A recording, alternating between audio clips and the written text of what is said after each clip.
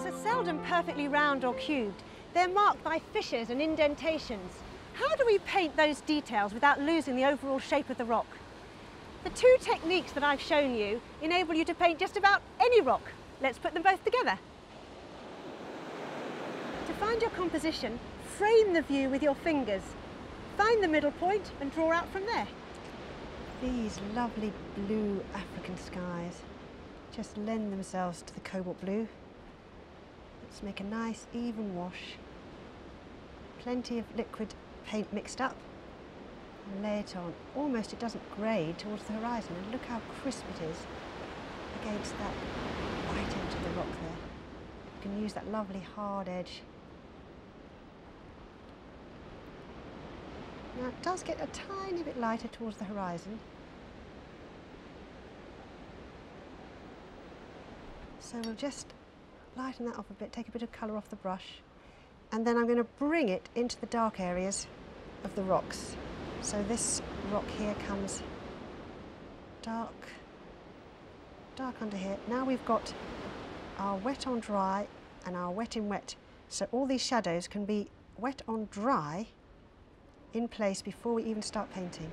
We can go over those hills, but not over that lovely white beach. And into the dark shadow of the rock there. Start to build up the darkness. I think the sea needs a little bit more greeny colour in it, so I'm going to Prussian blue. Now we're going to leave the crest of the waves as just white paper. Just a strip of land there. And you can butt into these shadows here. This blue can come behind, come into here. And it's lovely and light against that dark rock there. And bring it right across into the rock, tight across the top of there.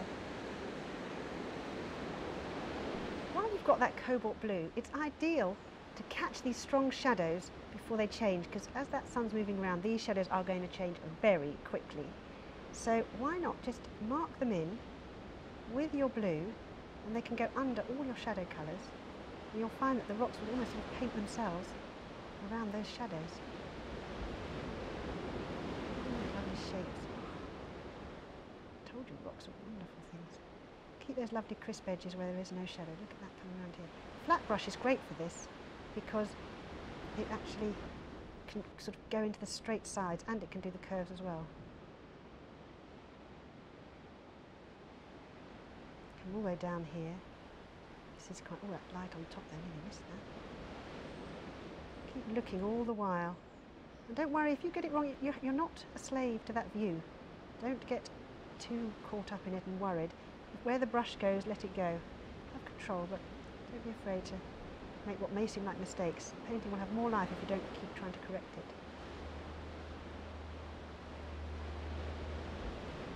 There's the dark corner in there. The fun of painting is just looking out and seeing things in detail, spending more time watching them. And that's actually so much the joy of painting. Remember our wet in wet? Wet it all, clear water, or even it's slightly bluey, this water, but that doesn't matter. Beyond the area that you're going to put the colour into, the dark into, and then just let that run into it. Nice soft edge, it's kind of a roundy shape, isn't it? There we are, just give that a hint there. Now the colour for the distant hills, let's test it out on the side here. It's quite pale against the rocks, but it's quite dark against the sand. I think that's about right. It's sort of mauvey. I've mixed a bit of alizarin crimson and a bit of Prussian blue and a bit of raw sienna. Use a nice fine brush to bring the lie of this land up. Yes, I think that colour is about right. It's a sort of a grey colour, grey, greeny colour. And come down to the sand below. I'm going to wash raw sienna over most of the rocks. There's a general warm glow to all these rocks. So this colour will do as a good background colour, and all I'm going to leave out is just the highlights, those lovely ridges of light.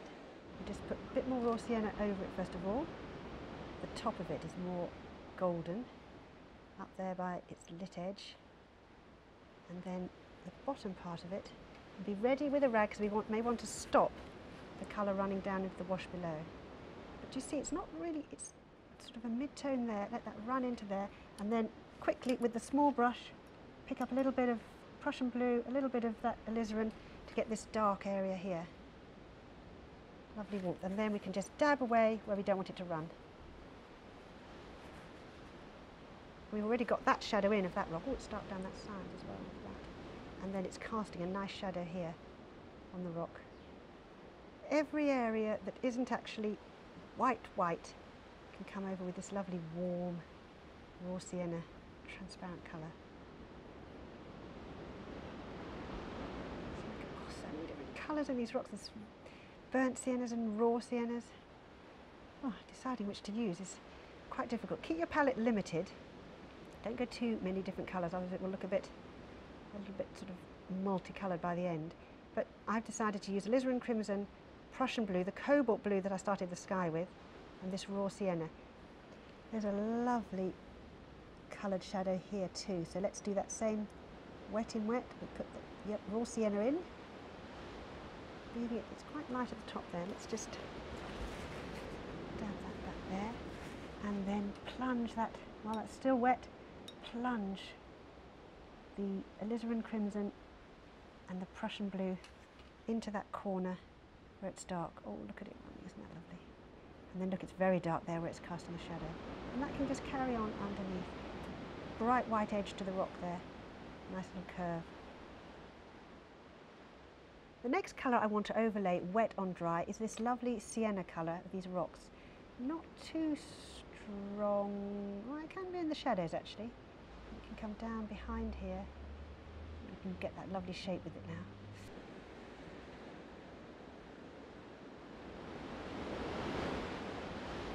Here. And we can lay these colours, because watercolour is transparent, you can lay all these tints that you see in the landscape, one on top of the other, just building them up gradually, and then it just gradually all pulls together.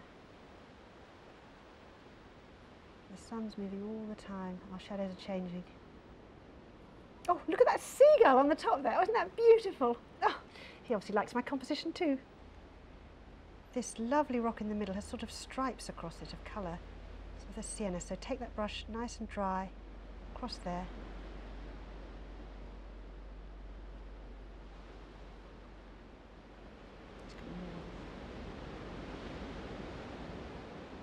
I'm going to start now to build up these dark shadows. I've mixed my same mixture of alizarin crimson, Prussian blue and raw sienna, which just seems to be about right for that sort of purpley colour down there. Come dark in here, and that colour spreads across here, up to here. Oh, look at that dark against the sky there.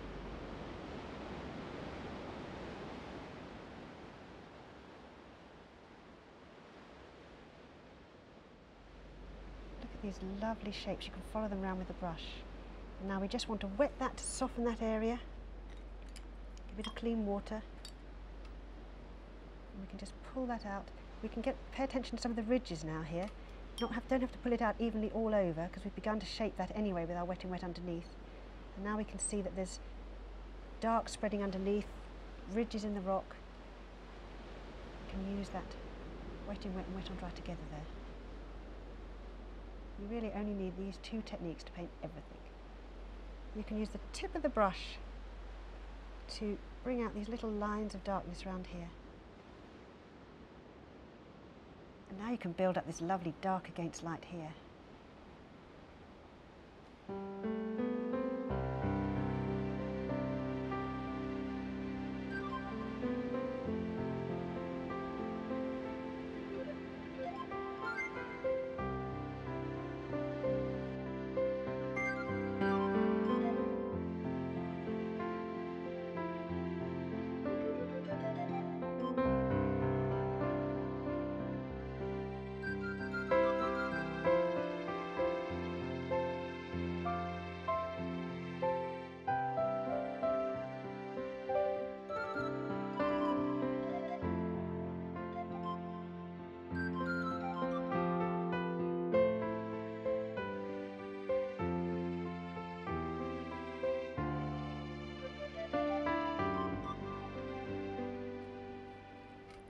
See how wonderful. The tip of the brush can do the detail and the body of the brush can do the large areas. This is the beauty of sable brushes. They hold lots of pigment, but they've also got these wonderful fine tips. Don't try and cover every area of colour. Each time leave a bit of the colour underneath in different areas, because that way you get this lovely patina of colour that the tints of watercolour, wet on dry, create. Now for that lovely triangular dark shadow. That is a truly yummy shadow. Delicious. Keep that highlight on the top of that rock in front.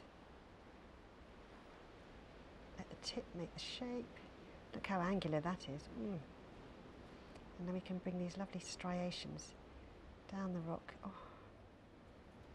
those lovely stripes across it. You don't need to show everything in a paint. You don't need to show every stripe, every indentation, just enough to give the idea that they're there. I want to just warm them up a bit with a bit of that burnt sienna. What a stripy rock that, isn't it?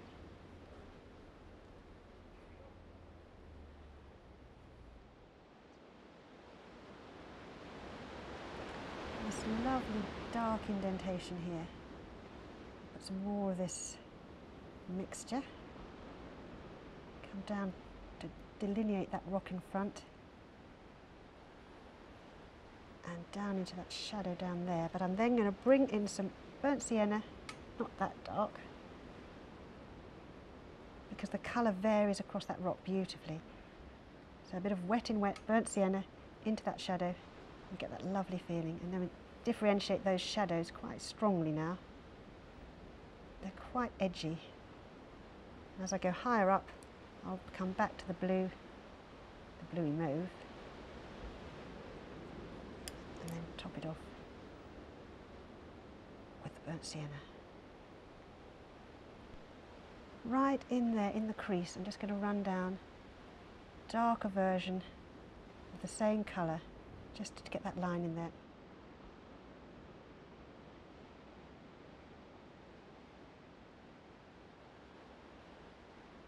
Then I want another nice dark line down for this fissure in here.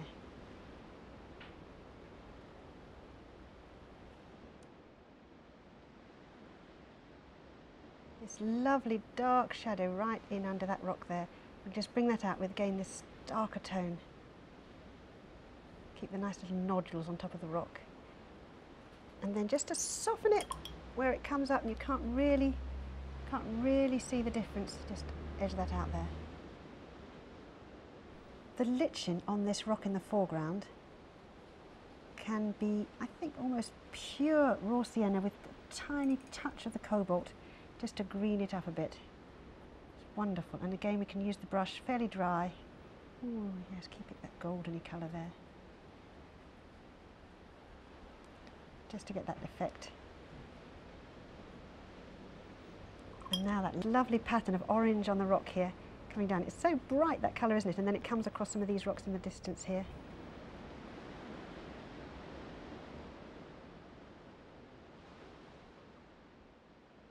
And just slightly darker on this side, a bit more in there.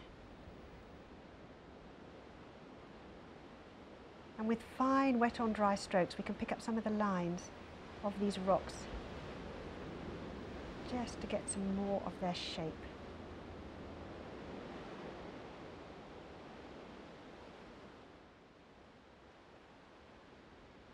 We don't want to do too much detail at this stage. We're just building these rocks into a believable three-dimensional form. In between the crevices in the rock in the foreground are little patches of green grasses or little succulents coming up. If we wet the area above that line and then plunge in the colour, a little bit yellower than that, it will just spread up in the same soft sort of way that those grasses grow out of the rocks. And we also create the shape of the rocks as well. And then we can always just draw out some of the little leafy shapes if we want to with the brush, just to give it a bit of growth. Look, they're quite spiky in places.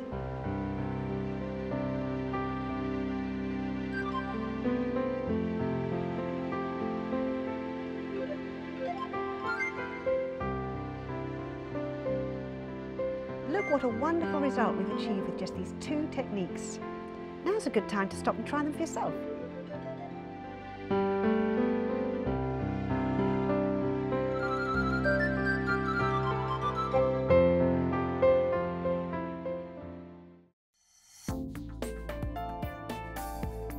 Now available to buy. Try these techniques at home whenever you wish.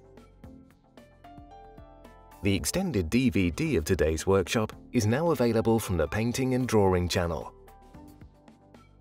For further information and to order your copy, go to www.paintingdrawingchannel.com.